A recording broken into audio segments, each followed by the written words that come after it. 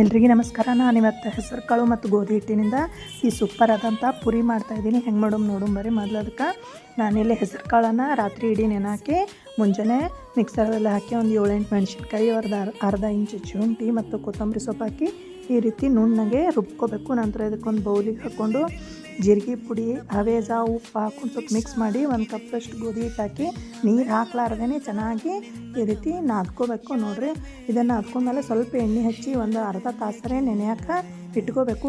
ನಂತರ ನೆನೆದ ಮೇಲೆ ಇದನ್ನು ಈ ರೀತಿ ಉಳ್ಳಿ ಮಾಡಿ ನಾವು ಪುರಿ ಆಕಾರದಾಗ ಸ್ವಲ್ಪ ದಪ್ಪ ಮುಡಿ ಮೇಲೆ ನಾವು ಲಟ್ಸ್ಕೋಬೇಕು. ನೋಡಿರಿ, ಎಣ್ಣೆ ಹಾಕಿ ಈ ರೀತಿ ಕ್ರಿಸ್ಪಿ ಆಗೋವರೆಗೆ ಮತ್ತು ಗೋಲ್ಡನ್ ಕಲರ್ ಬರೋವರೆಗೆ ನಾವು ಫ್ರೈ ಮಾಡ್ಕೊಂಡ್ರೆ ನಮ್ಮದು ಹೆಲ್ದಿ ಆದಂಥ ಈ ರೆಸಿಪಿ ತಯಾರಾಗ್ತದೆ. ನೋಡಿರಿ, ಎಷ್ಟು ಪಳ್ಳಾಗಿ ಬಂದವು ಮತ್ತು ಒಳಗೂ ಅಷ್ಟೇ ಕ್ರಿಸ್ಪಿ ಮತ್ತು ಸಾಫ್ಟ್ ಆಗಿದಾವೆ. ನಿಮಗೇನಾದರೂ ಈ ವಿಡಿಯೋ ಇಷ್ಟ ಆಗಿದ್ರೆ ಒಂದು ಲೈಕ್ ಮಾಡಿ, ಶೇರ್ ಮಾಡಿ, ಹಾಗೆ ನನ್ನ ಚಾನಲನ್ನು ಸಬ್ಸ್ಕ್ರೈಬ್ ಮಾಡಿ.